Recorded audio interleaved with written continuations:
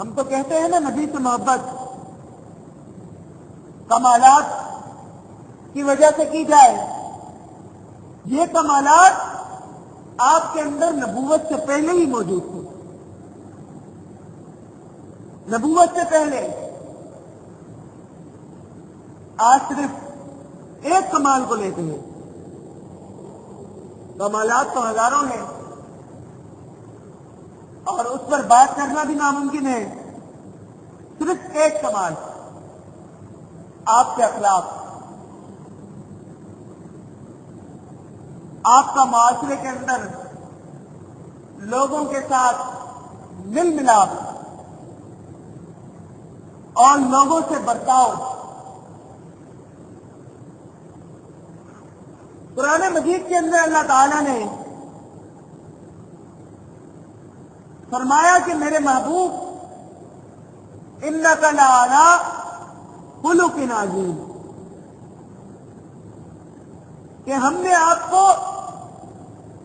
خلق عظیم کے اوپر فائز کیا. اوپر یہاں پر آیا ہے لفظ اعلی. جیسے آپ ایک لفظ کہتے ہیں عربی کے اندر زید علی السطح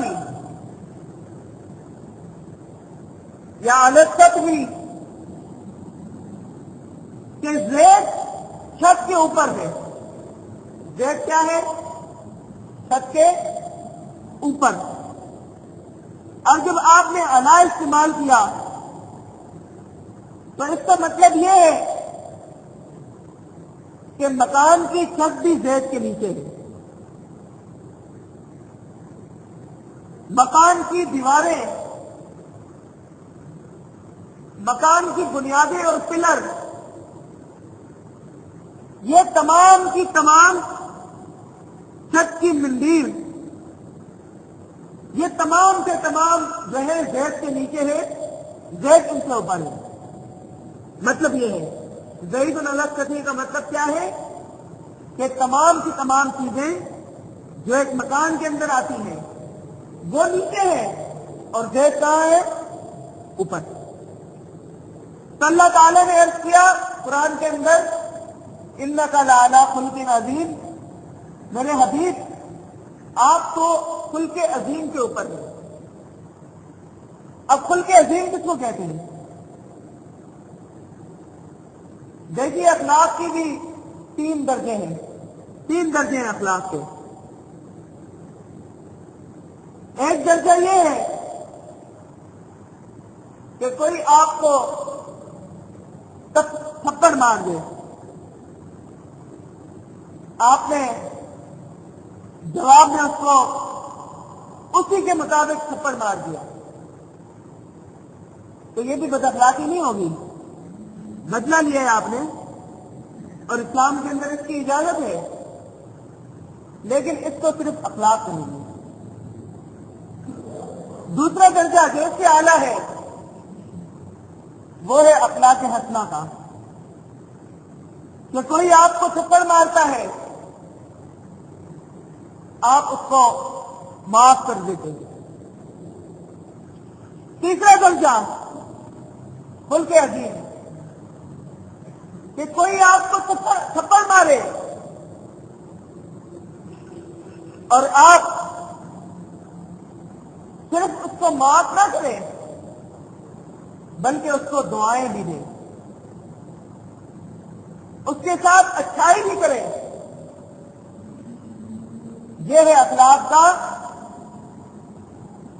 وہ درجہ جو نبی کریم صلی اللہ علیہ وسلم کو ملا، جس کو خلق عظیم کہتے ہیں. اور آپ خلق عظیم کے بھی اوپر تھے. زید علی السطح انک لعلی خلق عظیم، کہ اللہ تعالیٰ نے آپ کو خلق عظیم کے بھی اوپر ڈال دیا. یعنی جہاں پر خلق عظیم کی انتہا ہوتی ہے، اس مقام کی انتہا مثال کے طور پر اس چھت پر ہے، جہاں خلق عظیم کی انتہا ہوتی ہے رسول اللہ صلی اللہ علیہ وسلم کے اخلاق کی وہاں سے انتہا ہوتی ہے، کیونکہ اللہ تعالیٰ نے آپ کو اخلاق کے اوپر رکھا۔ سمجھیے بات۔ تو عزیز دوستو، ایک مشہور مقولہ ہے کہ کسی انسان کے کردار کو جاننے کے لیے 3 گواہیاں چاہیے ہوتی ہیں۔ ایک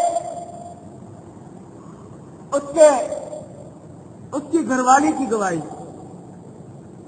کیونکہ انسان کے اخلاق کا اور کردار کا کوئی پہلو اس کی اہلیہ اور اس کی بیوی سے نہیں چھپا ہوا رہتا۔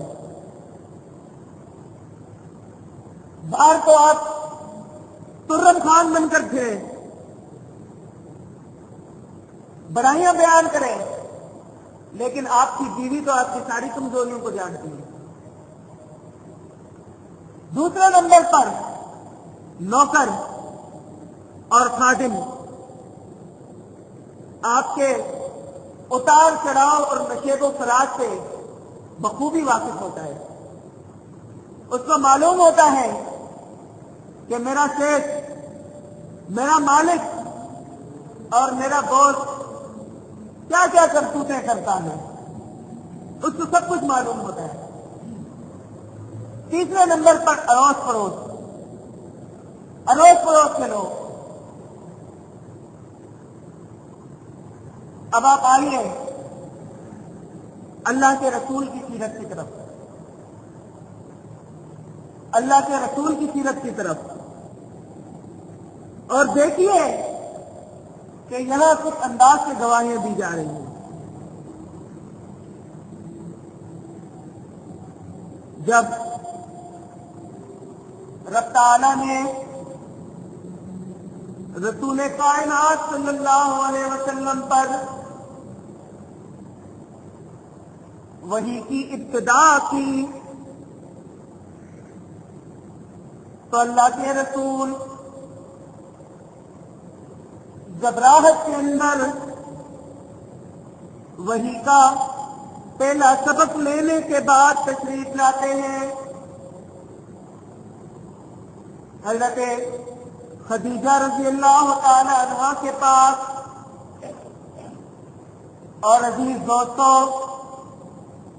حضرت خدیجہ کوئی کم سن بھی نہیں، 40 سال کی عمر رسیدہ ہے۔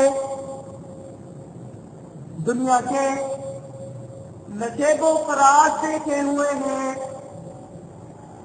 اونچ نیچ ہر چیز سے بخوبی واقف ہے۔ اللہ کے رسول وحی کا پہلا سبق لے کر جب گھر کے اندر تشریف لاتے ہیں، فرماتے زملونی زملونی، خدیجہ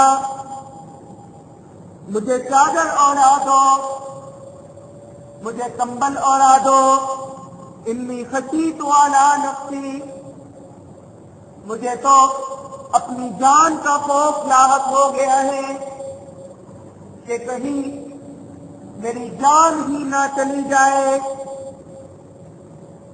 سیدہ خدیجہ نے باوفا بیوی کا کردار ادا کرتے ہوئے اللہ کے رسول کو پہلے کمبل اوڑھایا، پھر سرہانے بیٹھ کر تسلی دینے لگ گئی۔ اور عزیز دوستو، تسلی کے الفاظ بھی عجیب ہیں کہ دنیا کی فصاحت اور بلاغت کو قربان کر دیا جا سکتا ہے ان الفاظ پر۔ کہنے لگی کاللہ واللہ لا یخزیک اللہ ابدا، انک لتصل الرحم وتكسب المعدوم وتعين على نوائب الحق